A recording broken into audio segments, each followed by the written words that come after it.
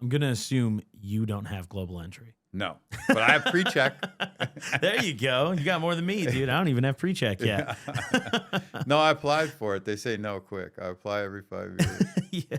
When's the next time you're going to be able to apply? 4 more years. There you go. 2029. Yeah. You're coming for it. Well, I figure I'll be more than 10 years off parole by then. I'll be more than 15 years. And so we'll see what happens. Maybe they'll forgive you.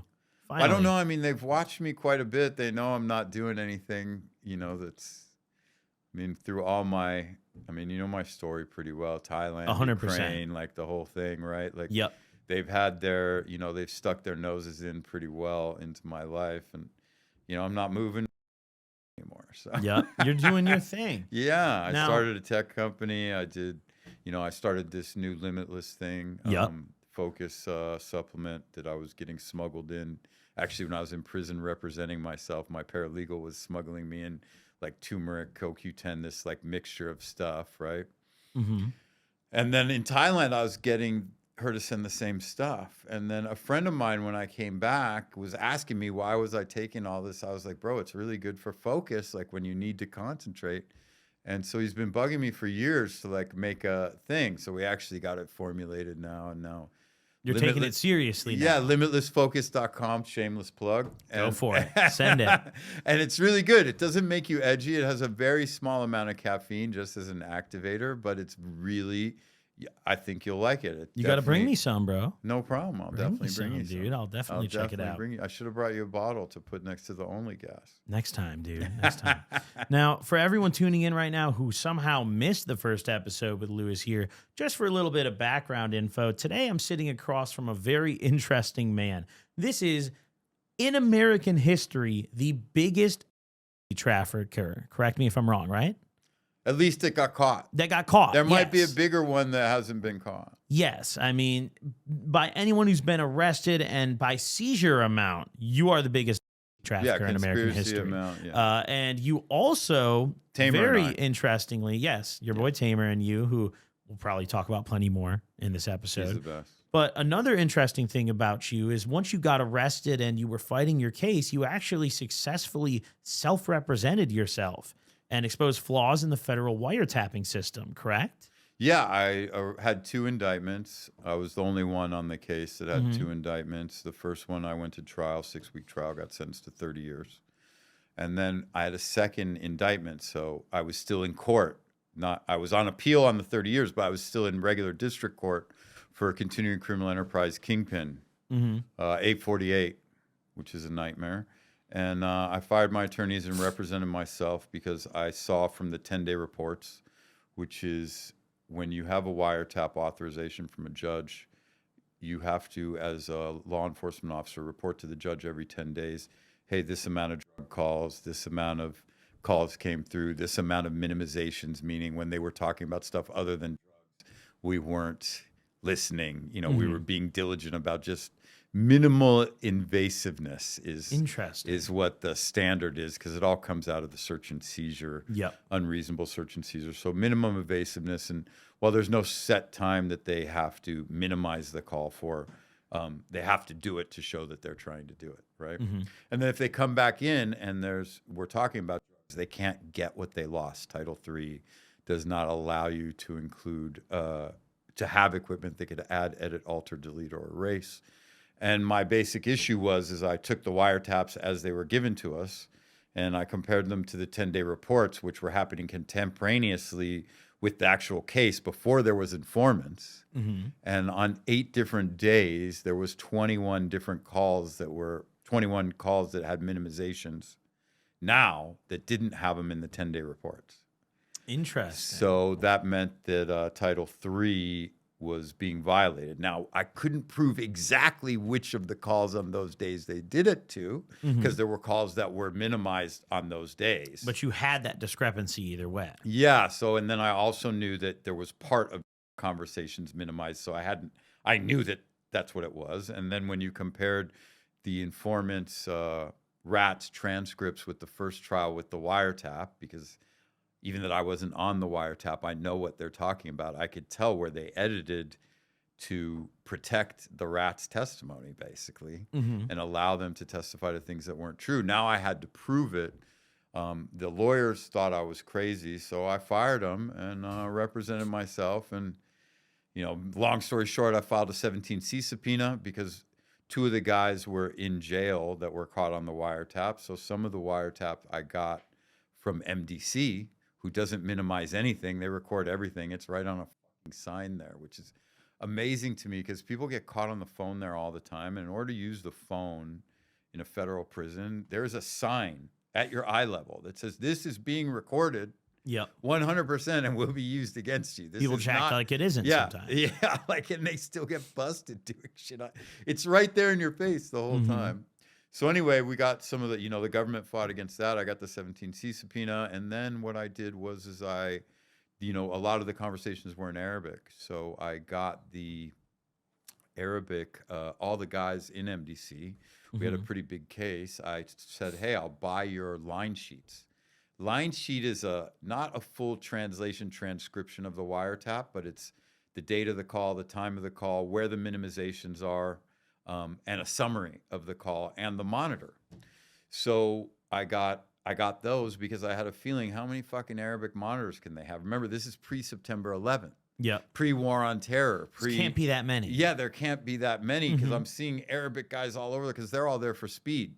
Sudafed pills, right? Yeah, whole different thing. All of it, but that's like literally that was their crime, right? Like the Armenians are medical fraud.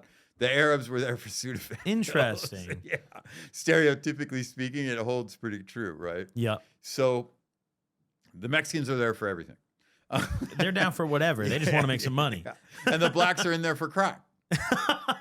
Right? They're all rocking up crack and that's their thing. And really the white boys tend to be like more fraud, white collar stuff, at least at the MDC level. You get some harder core white boys.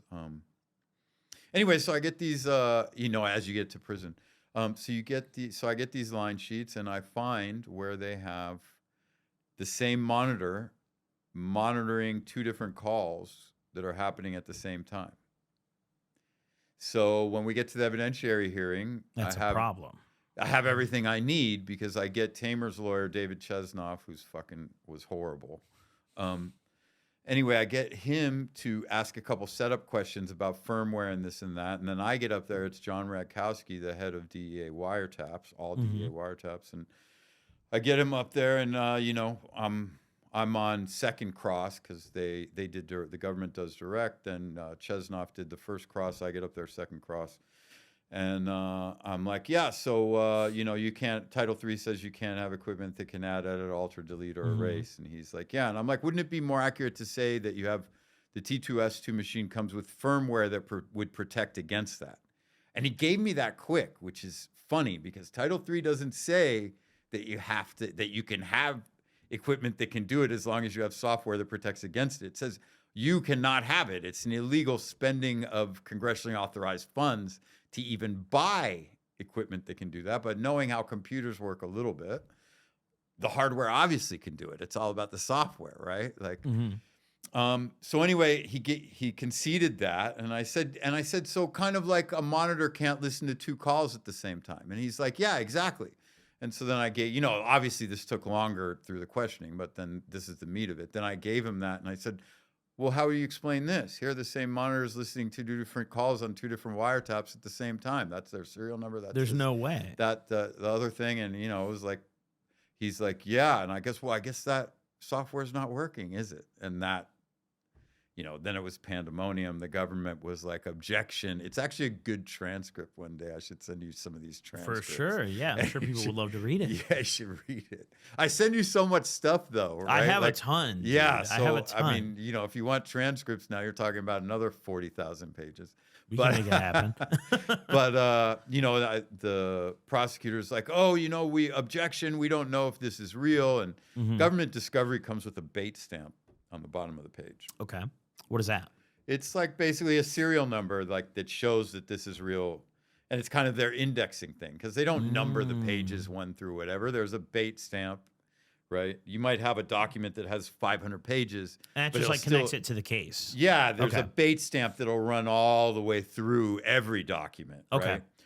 And within that, you might have documents that happen to be numbered, but if the indexing for federal discovery is bait stamped, at least it was at that time. And I was like, Your Honor, this is bait stamped material, and I'm willing to plead open guilty plea. If I faked any of this, I think we should be able to continue Yep. and get to the bottom of it.